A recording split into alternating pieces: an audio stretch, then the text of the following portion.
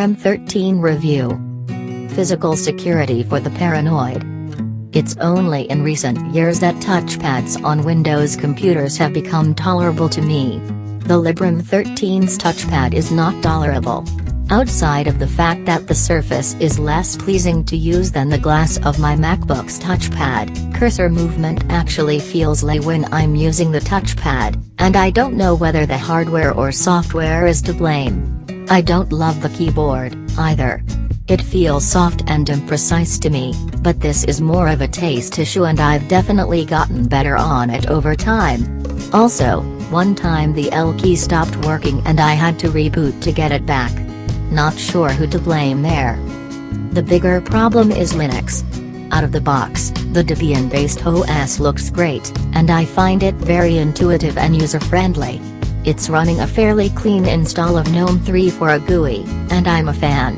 You can hit the Purism key, a rebadged Windows key, to pull up the Activities overview, where you can access a dock, switch between Windows and desktops, and if you start typing you can search among available apps on the system, which is my preferred method of launching apps, akin to using Spotlight on a Mac.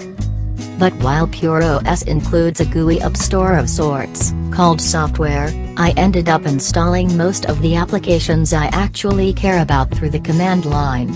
I'm pretty comfortable with sudo apt-get install at this point, but using dpkg to install a deb file and then using apt-get to install its dependencies, I'm 94% sure that's what I'm doing, at least, is not exactly what I'd call user-friendly.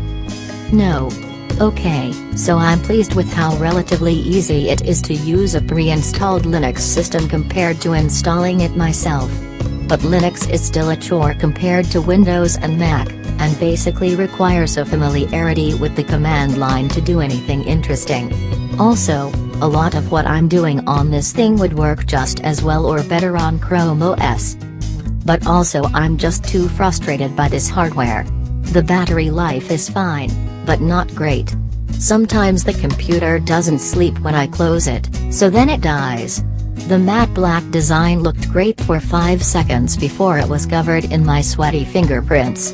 And this touchpad is driving me bonkers. For instance, the default configuration is for a 2-finger click to emulate a middle click, which by convention on Linux is mapped to copy and paste. And I can't figure it out how to fix it. And for some reason moving the mouse with my index finger and clicking with my thumb counts as a 2-finger click. And I hate it. But I'm almost done with the review, so I'm not going to dig deep into some conference file to solve the problem. I get to walk away. Oh, and at the office I keep getting pop-over notifications about different network printers being discovered, which I can't figure out how to turn off without disabling all notifications. So that's fun.